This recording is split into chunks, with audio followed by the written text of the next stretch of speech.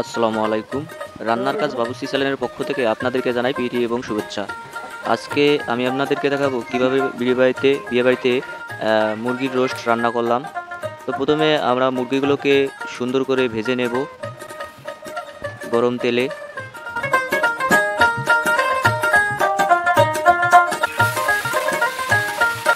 দেখতে পাচ্ছেন মুরগিগুলো ভাজা হচ্ছে।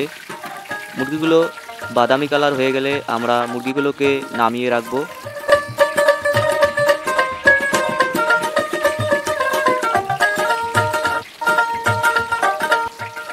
মুরগিগুলো প্রায় হয়ে এসেছে, এবারে আমরা নামিয়ে রাখবো।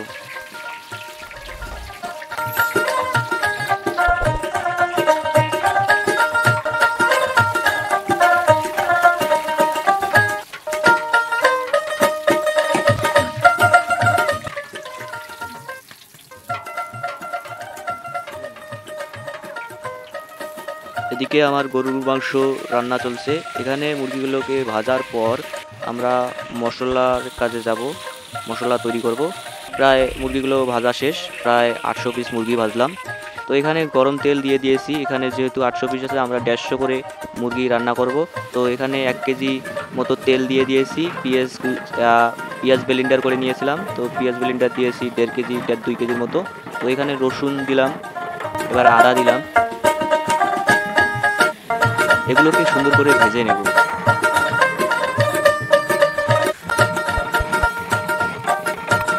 এরপরে একটু সামান্য পরিমাণ মতো লবণ দিয়ে দিলাম। সুন্দর করে নেড়ে চেড়ে ভেজে নেব। পেঁয়াজগুলোকে ভালোভাবে সিদ্ধ করে নেব আমরা।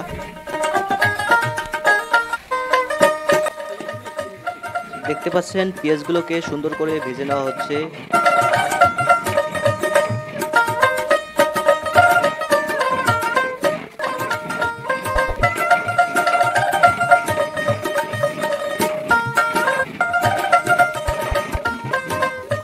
এরপরে আমরা মশলা দেব। বড় এলাচ, ছোট এলাচ, দারচিনি, লং পরিমাণ মতো দিয়ে দেব।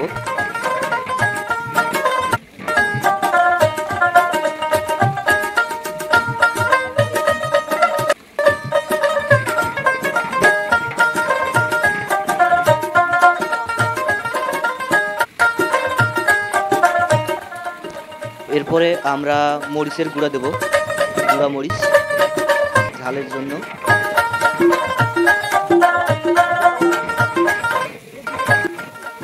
ভিডিওটিতে একটি লাইক, কমেন্ট, সাবস্ক্রাইব করে দিবেন। আর আপনারা কোন কোন ভিডিও চান অবশ্যই কমেন্টে জানাবেন। এরপরে আমরা বাদাম বাটা দেব, কাঠবাদাম।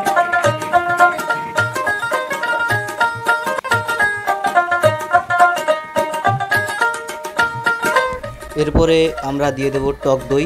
টক দই 1.5 কেজির মতো দেবো আমরা। 1.5 বলতে 1 কেজি 500 গ্রাম টক দই দেবো এখানে।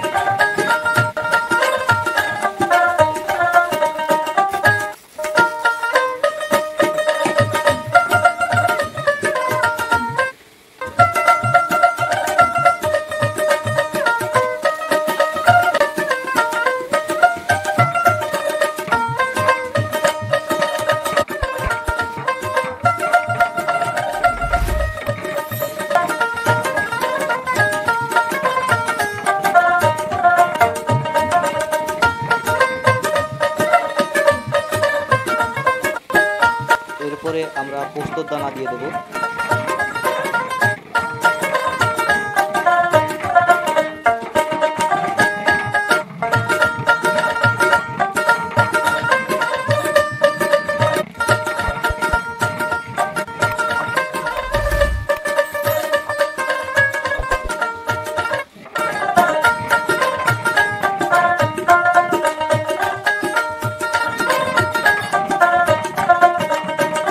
হালকা করে পানি দিয়ে মশলাগুলোকে সিদ্ধ করে নেব আমরা।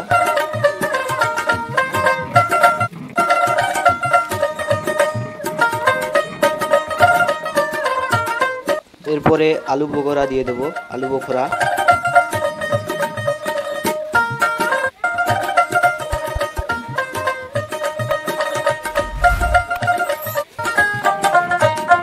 কাঁচামরিচ দিয়ে দেবো।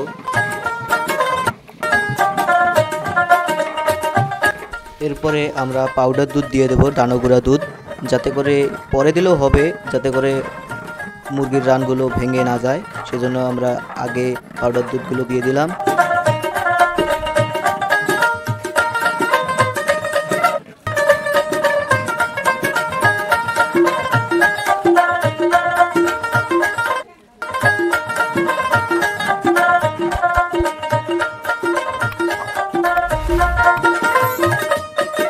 এরপরে যদি ঝাল লবণ একটু কম লাগে পরিমাণ মতো দিয়ে দেবেন।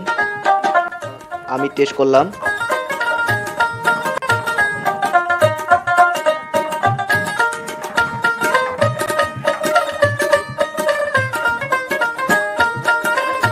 এরপরে মুরগির পিসগুলো ঢেলে দেব।